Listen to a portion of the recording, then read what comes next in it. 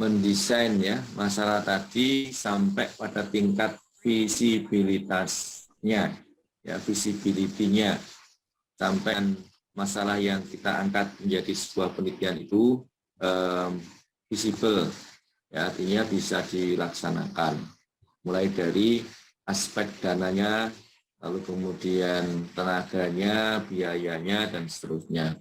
Nah, untuk bisa mengungkap masalah itu, maka kita harus mencari literaturnya, ya, mencari buku-buku atau jurnal, artikel yang sesuai dengan variabel yang kita teliti. Jadi kita harus cari kajian-kajian teori yang melatar belakangi masalah yang sehingga kita bisa menjawab ya masalah kita itu. Nah, jawaban itu yang namanya hipotesis. Nah, sebelum ke sana, coba kita lihat telaah pustaka ini. Yang pertama, yang perlu diperhatikan di dalam mencari pustaka atau menelaah pustaka itu adalah bahwa pustaka yang kita ambil, pustaka yang kita harus citasi adalah yang sesuai dengan penelitian kita. Aspek teori yang mendahului penelitian kita itu harus atau wajib dituliskan, wajib dibahas, wajib dikaji dalam telaah pustaka ini. Karena apa? Pertama, bahwa itu nanti yang mendasari kita membuat hipotesis atau membuat jawaban sementara atas masalah kita. Kita tahu bahwa hipotesis itu harus kita buktikan kebenarannya. Kita verifikasi, kan begitu. Jadi kalau landasan teori yang kita susun itu keliru, maka hipotesis juga akan menjadi keliru. Sehingga kalau kita membuktikan hipotesis yang keliru, tentunya penelitian kita menjadi tidak berguna. Ya, penelitian kita menjadi salah. Jadi jangan sampai kita hanya sekedar clipping. Ya, clipping itu artinya ya yang mirip di copy paste tempelkan, mirip copy paste tempelkan, mirip copy paste tempelkan. Sehingga nanti itu akan ya susah untuk dipahami. Karena kalau sekedar clipping nanti tidak nyambung antara satu alinea dengan alinea yang lain, itu tidak nyambung, akan sulit untuk bisa dipahami. Jadi jangan sampai menjadikan clipping dalam telaah pustaka itu. Atau motivasinya adalah supaya tebal, ya, supaya tebal penelitiannya, naskahnya. Ya, saya kira nilai atau kualitas atau bermanfaat dari sebuah naskah penelitian bukan dari sisi tebal tipisnya. Ada seorang doktor yang lulus dari luar negeri yang halaman disertasinya hanya 30 halaman. Nah, bayangkan, dokter kok 30 halaman. Ya. Biasanya ratusan halaman. Nah, ternyata itu isinya sangat berkualitas. Dan sampai mengantarkan dia lulus menjadi dokter. Ya. Kemudian yang kedua, ini harus dirinci, ya. Hubungan antar variabel perlu dibahas. Jadi kalau kita menyusun landasan permasalahan atau dikenal dengan istilah latar belakang masalah, itu kita akan membahas variabel-variabel yang kita teliti. Namun karena keterbatasan halaman yang dituliskan di sana, maka dalam telaah pustaka variabel yang kita itu kita harus tuliskan dengan lengkap. Kita harus tuliskan dengan gamblang. Kita harus tuliskan dengan sangat jelas. Ya, manfaatnya akan sangat luar biasa ketika nanti kita mendapatkan data, mengolah data, dan kemudian membahasnya. Jadi membahas dari data-data yang sudah kita olah, itu kembali kepada tinjauan pustaka yang kita susun. Jadi kalau tinjauan pustaka yang kita susun itu lengkap, ya, lengkap, dan itu semua relevan, maka sangat mudah nanti ketika kita membuat laporan hasilnya, sangat mudah nanti ketika kita membahasnya, ya, seperti itu. Nah, kita perlu berlatih, ya, kita perlu berlatih di dalam membuat parafrase. Ya, karena apa? Karena di dalam telaah pustaka itu kita membaca dari berbagai macam sumber, ya. Dari berbagai macam sumber itu kita telaah, kita pahami, lalu kemudian kita buat parafrase. Kita buat dengan kalimat-kalimat sendiri. Jadi jangan menuliskan, ya,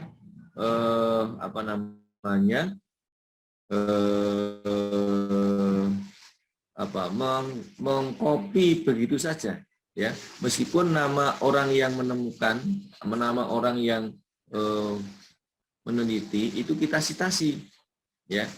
Jadi kita harus membuat parafrase, kita harus meramu, ya, pendapat-pendapat atau teori-teori dari berbagai sumber tersebut. Jadi boleh-boleh saja satu alinea misalnya, atau satu kalimat misalnya, atau dua kalimat misalnya, yang topiknya itu kita buat dengan yang topiknya sama dan kita buat dengan kalimat sendiri, itu terdiri dari 2, 3, bahkan sampai 5 atau lebih, ya, sumber pustaka, ya. Jadi tidak sedikit dalam kurung misalnya nomor 1, 2, 5, 7 misalnya itu apa? Jadi itu tidak masalah. Artinya bahan kajian kita, bahan pustaka kita cukup banyak, ya. Tetapi kita tetap tulis dengan kalimat sendiri. Maka di dalam kualitas naskah itu kita juga lihat, ya, si penulis ini, si peneliti ini bahan bacaannya sampai mana. Sehingga kalau dalam satu naskah kok hanya 10 saja yang disitasi, itu membuktikan bahwa bahan bacaan Anda itu masih sangat minim, ya.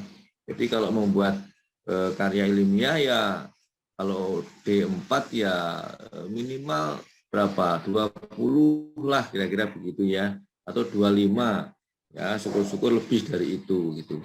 Itu membuktikan bahwa apa yang kita baca sudah cukup gitu, ya. Itu. Nah, supaya lebih mudah dipahami, maka untuk menggabungkan dari satu ide, satu topik ke topik berikutnya, satu alinea, satu paragraf ke paragraf berikutnya, itu perlu intro atau dikenal sebagai kalimat pengantar. Jadi jangan sampai alinea 1, ya, topiknya berbeda jauh dengan alinea 2, tidak ada kaitannya. Nah, untuk menggabungkan itu perlu ada penghalus dengan kalimat pengantar sehingga memudahkan pembaca dengan alur pikir yang ada untuk memahaminya. Nah, kemudian perlu kajian yang cermat, ya, pada saat menulis. Ya, kadang-kadang kita temukan dalam satu masalah, satu judul itu ada kemiripan, dan kemudian ternyata hasilnya itu berbeda. Nah, itu adalah satu kajian teori yang kontroversial, seolah-olah begitu. Tetapi kita harus cek secara keseluruhan. Bisa jadi si peneliti itu topiknya memang sama, tetapi variabel atau populasi yang diperiksa itu berbeda, atau instrumen yang digunakan berbeda, atau desain yang digunakan berbeda. Nah, sehingga bisa jadi hasilnya itu tidak sama, padahal tujuan penelitiannya sama. Nah, ini kita harus jelaskan. Kalau kita mensitasi dari bahan atau jurnal artikel yang ternyata memiliki yang berbeda meskipun ada kesamaan di dalam judul, tujuan, dan permasalahan. Lalu berikutnya bahwa kita tidak perlu menulis semua, ya, yang mungkin agak-agak mirip, ya, ini hati-hati gitu. Tapi kita harus mengkaji secara komprehensif, ya. Jadi jangan semua ditulis, ya, ditulis. Jadi yang tidak perlu ya jangan dimasukkan. Ya. Seringkali kita ingin mengeliminasi, ya, apa yang ditulis ini nggak perlu, untuk apa gitu dituliskan, ya. Kalau tidak support untuk penyelesaian masalah, maka jangan dituliskan. Kemudian biasanya kita ada pengertian-pengertian dasar, ya. Nah, pengertian-pengertian dasar itu perlu didefinisikan, perlu dijelaskan pengertiannya supaya pemahamannya menjadi sama. Lalu sumber pustaka itu sebaiknya baru, ya. Sumber pustaka itu sebaiknya baru, dan memang 5 tahun terakhir itu menjadi lebih baik. Tapi biasanya rata-rata masih bisa ditoleransi kira-kira sampai 10 tahun terakhir. Baiknya kita mengambil dari jurnal, ya, diperbanyak dari jurnal, bukan dari buku. Nah, dari jurnal ini ya tentunya kita harus pilih, ya, jurnal-jurnal yang berkualitas. Nah, jurnal berkualitas itu kalau jurnal nasional ya yang masuk Sinta yang terbaik Sinta 1. Ya, Sinta itu ada 1, 2, 3, 4, 5, 6. Nah, mungkin kita bisa mengambil Sinta 1, 2, 3, 4, ya, 5 gitu ya, tapi jangan nasional yang belum Sinta. Apa nggak boleh? Boleh, tapi jangan terlalu banyak. Nah, kalau jurnal internasional tentunya adalah yang sudah terindeks, yang sudah bereputasi, baik di WOS maupun Scopus, itu yang diambil. Kemudian teknik penulisannya itu juga perlu diperhatikan, ya. Jadi ketika kita menuliskan sumber pustaka, ya, itu juga perlu dituliskan menggunakan style apa, menggunakan gaya apa, ya, gitu. Kira saya kira itu, ya. Sebelum saya lanjutkan, apakah perlu ditanyakan, ya, sebelum saya masuk ke desain penelitian? Silakan kalau ada yang mau ditanyakan berkaitan dengan telah pustaka. Di eksperimental dan observasional. Observasional sama dengan kalau kita bisa sebut analitik. Nah, lalu apa perbedaannya? Kalau deskriptif itu sama dengan eksploratif, sama dengan, ya, menggambarkan saja. Jadi jenis penelitian yang deskriptif, penelitian yang tidak ada analisis kausasinya, tidak ada analisis hubungan sebab akibat, tidak ada analisis hubungan independen dan dependen variabel, tidak ada analisis pengaruh dependen dan dependen variabel, tetapi hanya mendeskripsikan, menggambarkan, ya. Sebagai contoh, ada judul gambaran kadar hemoglobin pada ibu hamil. Nah, misalnya begitu. Karena teori mengatakan bahwa ibu hamil itu kan anemi. Nah, sejauh mana aneminya, sehingga kita bisa cek sejauh mana gambaran kadar hemoglobinnya. Maka dalam hal ini kita bisa mengambil, ya, darah ibu hamil tadi itu, ya, kita cek kadar hemoglobinnya, lalu kita bisa gambarkan dari berbagai sudut. Misalnya, kadar hemoglobin berdasarkan ibu hamil, kadar hemoglobin ibu hamil berdasarkan jumlah anak, misalnya, karena ada anak pertama, ada anaknya 1, ada anaknya 5, mungkin di sini sudah ada satu perbedaan. Dilihat dari kajian teorinya misalnya. Lalu kemudian kadar hemoglobin berdasarkan trimester kehamilan. Nah, pas diambil itu ada yang trimester ketiga, ada juga ibu yang diambil di trimester kedua, ada yang ke-1 begitu.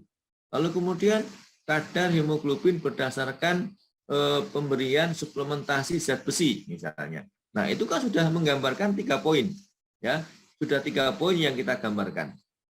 Nah, di situ nanti hanya berisi distribusi frekuensi. Ya, nanti kita bisa menggambarkan, oh ternyata ibu hamil yang anaknya 5, misalnya begitu, rata-rata HB-nya sekian. Sementara yang anaknya 1, rata-rata HB-nya sekian. Cukup.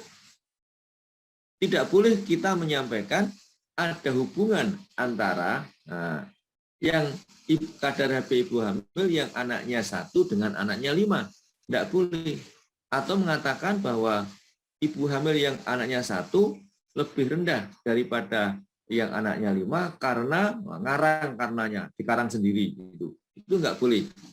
Ya, yang boleh adalah begini. Jadi misalnya kalau kita melihat, oh ternyata kok rata-ratanya yang anaknya itu lebih rendah, lebih tinggi HB-nya dibandingkan dengan anaknya 5. Lalu Anda membaca teorinya, Anda membaca penelitian yang mirip. Nah, Anda bisa menuliskan hal ini sejalan dengan penelitian si A yang mengatakan bahwa bla bla bla bla. Nah, itu memperkuat hasil kita. Kita nggak sampai menyimpulkan dengan alasan apa, karena kita tidak membuat satu analisis di situ. Nah, itu saya kira seperti itu cara mendeskripsikannya. Ya. Yang berikutnya explanatory. Itu ada yang dinamakan eksperimental, ya, eksperimental. Jadi di sini adalah eksperimen. Nah, dikatakan eksperimen itu ada satu ciri kunci, satu ciri khusus. Apa cirinya? Yaitu ada intervensi, ada perlakuan, ya, ada intervensi, ada perlakuan. Apa yang dimaksud intervensi? Apa yang dimaksud perlakuan? Intervensi atau perlakuan itu adalah memanipulasi independen variabelnya. Variabel bebasnya itu dimanipulasi, ya. Nah, di hasil manipulasi itu nanti bagaimana variabel terikatnya, dependennya terjadi seperti apa. Ya, misalnya saja begini. Kalau kita ingin melihat apakah ada pengaruhnya, ya, apakah ada pengaruhnya, apa misalnya, lama inkubasi larutan gimsa dengan yang diberikan pada preparat, ya, preparat apus itu terhadap kualitas, ya, hasil apusan darah. Nah, normalnya kalau yang biasa itu kan 1:20, ya, 20 menit. Ya, maaf, 20 menit misalnya. Saya akan buat 15 menit, 10 menit, dan 5 menit. Apakah variasi yang 15, 10, dan 5 menit ini hasilnya sama dengan yang 20 menit? Kalau hasilnya sama, maka yang 5 menit ini tentu akan saya rekomendasikan. Karena apa? Karena hasilnya sama dengan 20 menit. Ngapain harus tunggu 20 menit? Kan begitu. Misalnya saja. Maka 5, 10, 15 itu adalah intervensi kita. Nah, itu adalah perlakuan kita. Maka penelitian yang demikian sudah masuk kategori eksperimen. Ya. Yang berikutnya observasional, itu disebut sebagai analitik, ya. Nah, observasional itu ada 3 tipe, 3 pendekatan. Pertama adalah cross-seksional. Cross-seksional itu adalah pengamatan dependen dan independen variabel pada satu individu di populasi tersebut, ya, waktu yang bersamaan. Sekali pada waktu yang bersamaan. Saya ulangi. Jadi cross-seksional itu adalah pengamatan independen dan dependen variabel pada individu yang diteliti itu sekali pada waktu yang bersamaan. Saya ingin mengetahui, ya, bukan melihat, saya ingin mengetahui hubungan tekanan darah dengan kadar kolesterol, ya. Nah, saya kumpulkan 30 responden. Nah, per responden itu saya ambil darahnya untuk saya periksa kolesterolnya, juga sekaligus saya cek tensinya. Ya, sekali Nah, tidak boleh diambil besoknya lagi, enggak, sekali saja. Sampai dengan 30 responden. Baru kemudian saya cari saya hubungkan dengan misalnya uji statistik begitu. Nah, akan diperoleh ternyata ada hubungan gitu. Nah, ini namanya cross seksional ya. Yang pertama, analitik yang case control. Case control itu untuk mendeteksi kejadian yang sekarang yang positif dengan yang negatif. Kita cari yang negatif. Kemudian yang positif itu dirunut pertanyaan ke belakang. Nah, sambil dia menghafalkan itu. Nah, dirunut itu kira-kira sebabnya apa. Nah, gitu ya. Yang negatif itu diurut ke belakang. Nanti akan ketemu. Oh, ternyata yang positif itu karena sesuai dengan variabelnya karena apa gitu ya. Jadi misalnya CA paru. Nah, CA paru itu ada dicari yang positif kelompok CA paru, yang negatif tidak CA paru. Nanti dikaitkan dengan variabel penyebab, biasanya merokok misalnya begitu. Ditanya yang CA positif itu ditanya apakah Anda merokok? Sudah berapa lama Anda merokok? Berapa banyak rokok yang dikonsumsi dan seterusnya. Yang negatif juga ditanya hal yang sama. Nah, kemudian akan dapatlah kesimpulan data dan disimpulkan ternyata yang positif CA paru itu yang merokok. Wah, itu mereka sebagian besar merokok dengan konsumsi yang tinggi. Nah, nanti yang negatif ditanya, oh ternyata ini tidak semua merokok. Nah, dia akan ketemu merokok itu sekian kali dapat menyebabkan CA paru. Itu case control. Lalu ada juga yang dinamakan cohort ya. Cohort itu artinya adalah kita meneliti saat ini untuk diteliti ke depan ya, prospektif, diteliti ke depan bagaimana nanti kejadiannya. Nah, ini saya kira seringkas desain penelitian yang perlu kita pahami, dan kemudian di antara deskriptif kemudian eksperimen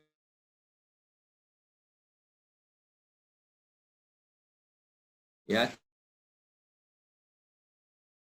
lengkap karena akan didapatkan data-data yang sangat berarti, yang sangat berguna untuk penelitian selanjutnya. Menggunakan desain penelitian, maka kita harus mencari target populasinya, ya target populasinya.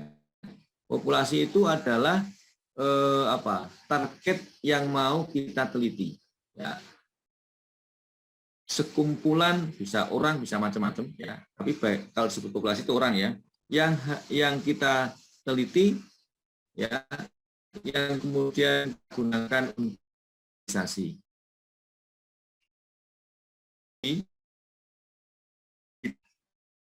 Kita populasi. Kenapa? Populasi target itu adalah semua kelompok besar yang nanti akan kita teliti meskipun tidak kita ambil sampel untuk totalnya ya, tetapi tidak bisa dijangkau semuanya. Nah, itu kemudian kita ambil yang namanya populasi yang terjangkau. Nah, terjangkau luas. Katakanlah ya begini. Yang paling gampang lah.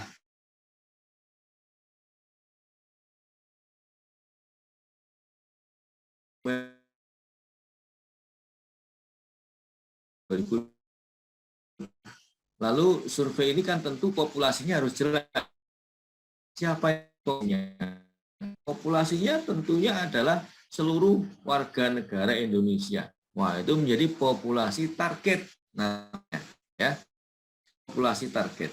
Nah, si surveyor ini tidak mau mengambil semua warga negara Indonesia. Nah, maka ada yang namanya populasi terjangkau.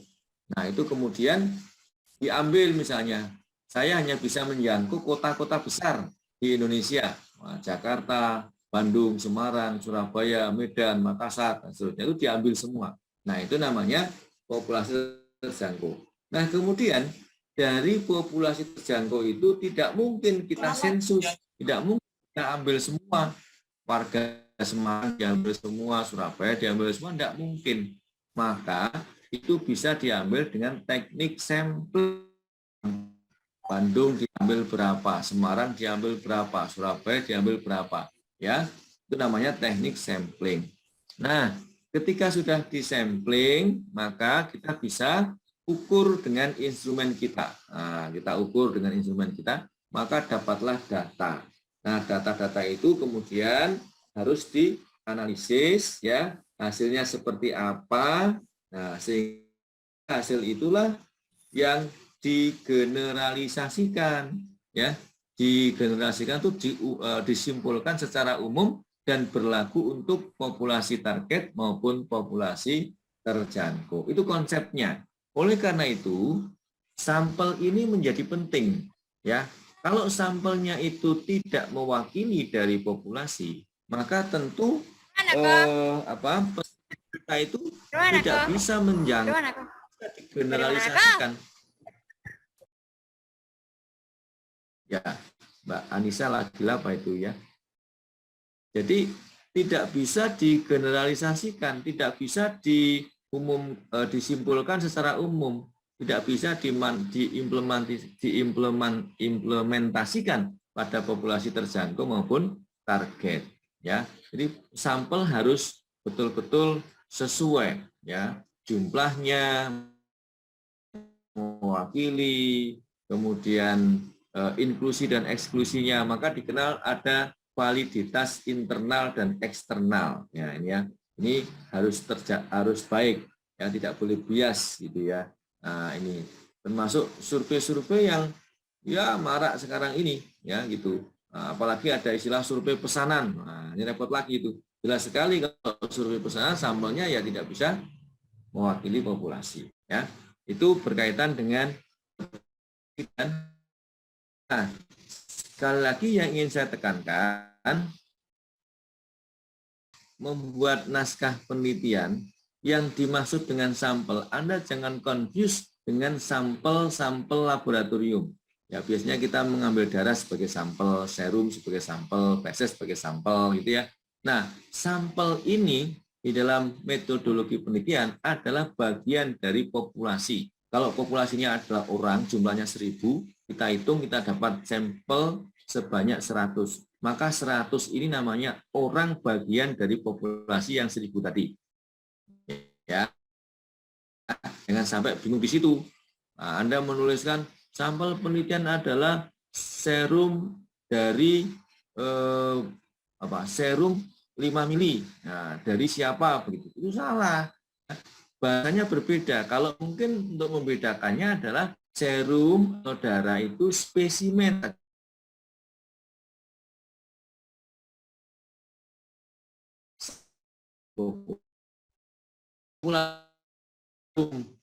Kalau populasinya sehat, tapi kalau populasi manusia, sampelnya jangan darah, jangan urin gitu, karena sampel tentunya adalah manusia. Ya, ada yang dinamakan teknik sampling. Ya, ini masih berkaitan dengan populasi dan sampel. Teknik sampling itu adalah bagaimana caranya kita mengambil sampel, ya, dari jumlah yang cukup banyak di populasi itu yang tidak mungkin kita ambil semua, ya. Mana caranya, gitu ya. Jadi kalau ada pertanyaan, boleh yang ambil semuanya? Boleh, asalkan mampu.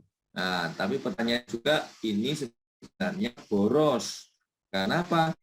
Karena bisa diambil secara teknik sampling. Jangan dipaksakan, harus teknik sampling. Kalau populasinya, misalnya, populasinya cuma 25. Lah, 25 itu kan bisa kita kerjakan. Kenapa harus disampling? 25 bisa kita ambil semua. Yang namanya nanti adalah total sampling atau sampling jenuh, ya. Populasinya ada 40, ya sudah ambil semua. Nggak usah pakai teknik sampling. Populasinya 50, lah ini kalau dianggap terlalu tinggi, ya sudah di teknik sampling. Dapat berapa? Dapat 30, ya sudah. Ambillah 30 dari 50 itu. Populasinya 100, ya. Ya sudah, kalau keberatan 100 di teknik sampling. Ya, tapi menurut saya Kalau itu deskriptif, populasinya ada 50, ada 100, itu kalau di teknik sampling kurang bisa mewakili, kurang bisa dipercaya hasilnya. Sehingga 50, 100, 200, kalau survei itu ya diambil semua. Ya, itu kalau kita survei.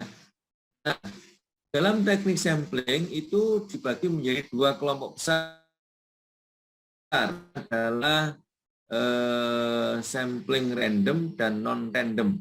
Ya, random itu namanya probability sampling. Semua dari populasi memiliki kesempatan yang sama untuk diambil. Diambil punya kesempatan yang sama untuk diambil. Sementara non probability sampling itu tidak, ya, karena berdasarkan penunjukan kita si A, si B, si C, ya, tidak ada randomisasi. Nah, di dalam randomisasi itu simple random sampling atau pengambilan sampel acak sederhana. Ini caranya sangat mudah. Jadi kalau kita sudah punya kelompok populasi, punya nama-namanya, mudah itu kayak membuat arisan itu. Ya, jadi misalnya nama-namanya itu dibuat lintingan, dimasukkan ke botol. Nah, kemudian hitung tadi kalau populasinya 100, saya hitung N sampelnya ketemu 30, maka lintingan tadi saya keluarkan 30. Dari 30 nama yang keluar, itulah yang kita jadikan sampel. Ya.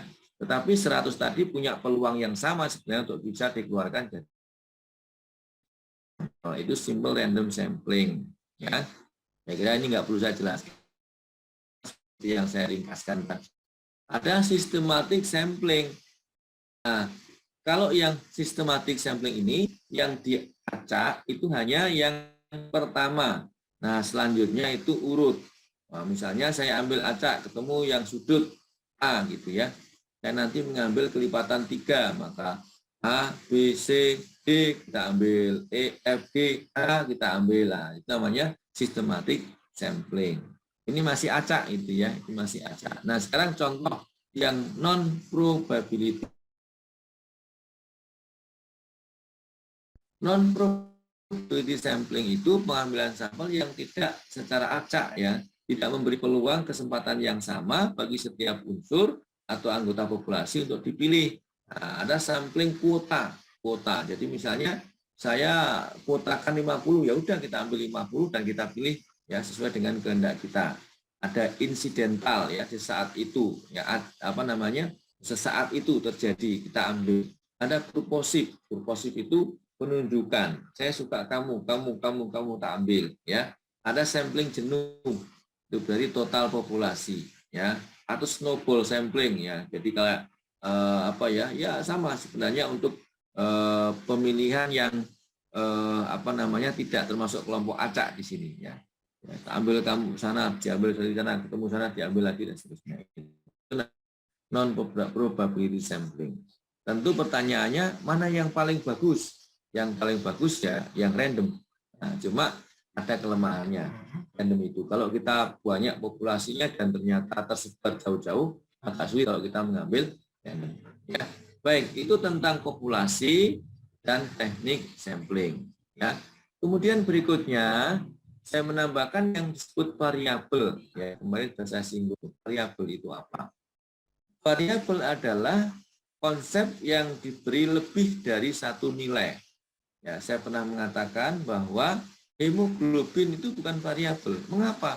Karena hemoglobin definisinya adalah gabungan hem dan globin ya, yang terdapat di dalam sel darah merah berfungsi untuk nutrisi, nutrisi sel dan jaringan misalnya, atau membawa oksigen dan sebagainya. Ya.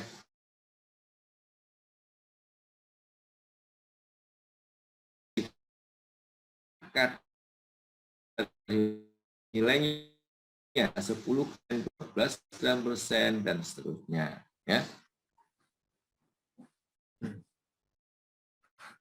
Nah, yang penting adalah ini ya, di dalam variabel itu kita bisa untuk kali atau kata itu dikategorikan. Nah, yang masuk kategori itu ada yang dinamakan skala nominal, ada yang dinamakan skala ordinal. Ya, skala nominal itu hanya dikotomis laki perempuan, nah, gender ya, siang malam. Nah, itu namanya nominal, baik buruk ya, baik buruk. Nah, itu namanya nominal. Dan ini kita harus tahu karena ini nanti berkaitan dengan uji statistik yang ingin digunakan ya. Jadi ini berkaitan dengan uji statistik yang ingin digunakan. Ya, itu. Nah, kemudian yang kedua adalah skala ordinal. Nah, skala ordinal itu ada peringkat ya, ada peringkat. Misalnya baik, buruk, baik, buruk. Nah, ada peringkat. Namun peringkatnya tidak bisa diukur ya. Peringkatnya tidak bisa diukur tingkatannya ya. Ringan, sedang, berat itu adalah ordinal ya. Dan yang berikutnya selain kategorik itu ada numerik ya, ada numerik.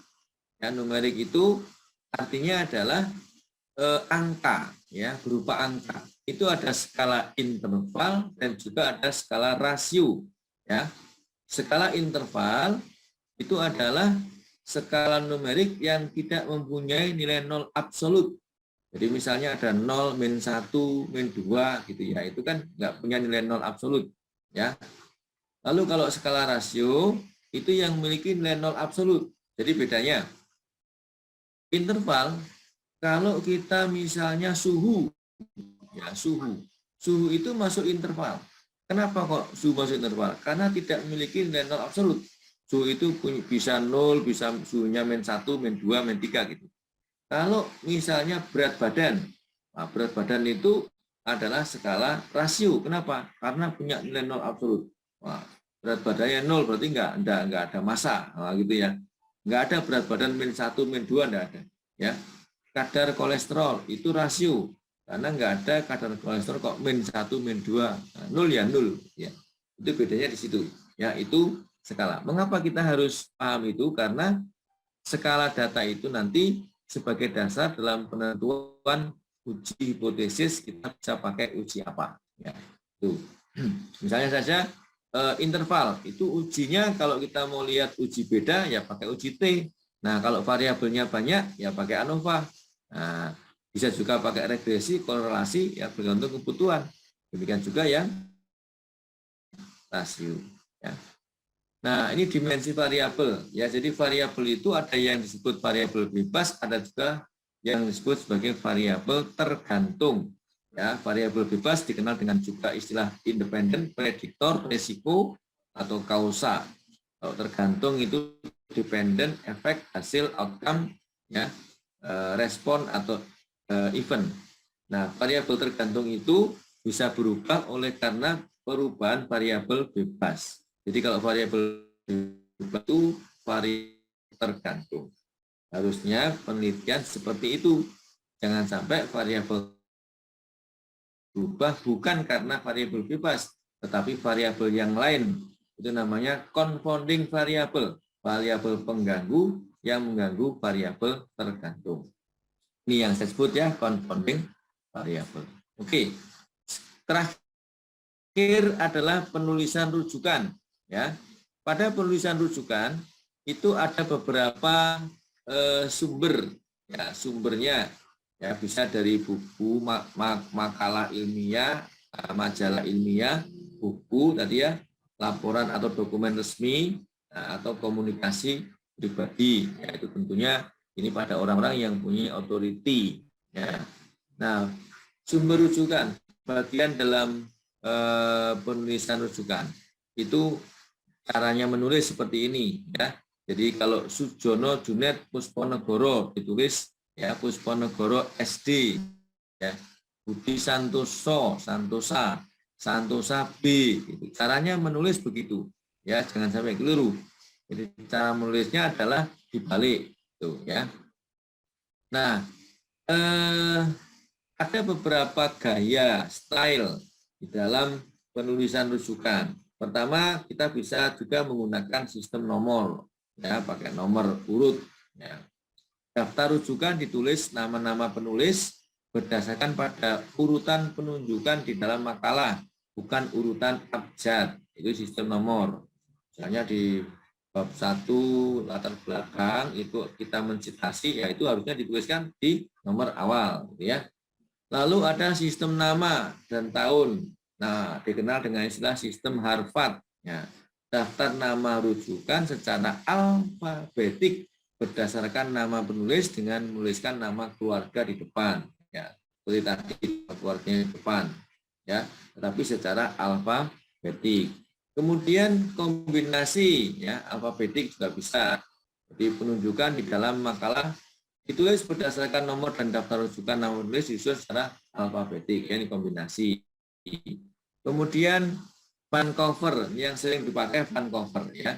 Nah, fun cover itu kita pakai nomor juga sebenarnya, ya, pakai nomor juga, dan cara menulisnya misalnya kalau dari majalah itu seperti contoh ini, ya. Heman MH itu nama marganya Heman, ya. Terus tiga penulis di sini, ya, tiga autor. Nah, kemudian juga nama majalahnya The Fat Overload Syndrome, ya. Nih. Kemudian maaf, ini judulnya, ya, The Fat Overload Syndrome. Kemudian nama majalahnya ini singkatan ini, ya.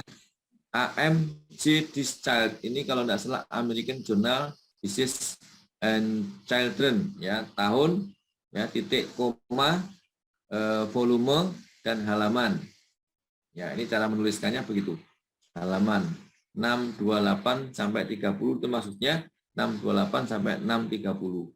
Ya, dari buku seperti ini, bab seperti ini. Nah, yang ingin saya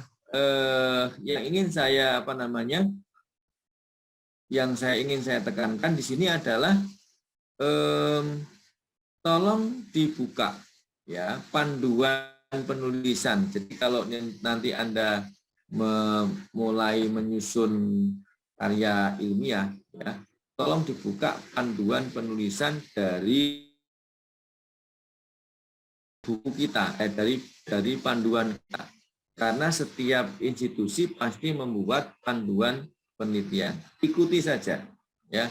Kalau misalnya di Unimus pakainya fun cover, ya sudah, ya sudah. Maka kita harus pakai fun cover, ya, jangan ngarang sendiri. Wah, Unimus pakainya fun cover, saya mau pakai Harvard saja deh. Nah, itu style untuk ini silakan dilihat sesuai dengan buku panduan yang diminta, ya. Oke, saya kira itu, ya, sampai dengan penulisan rujukan.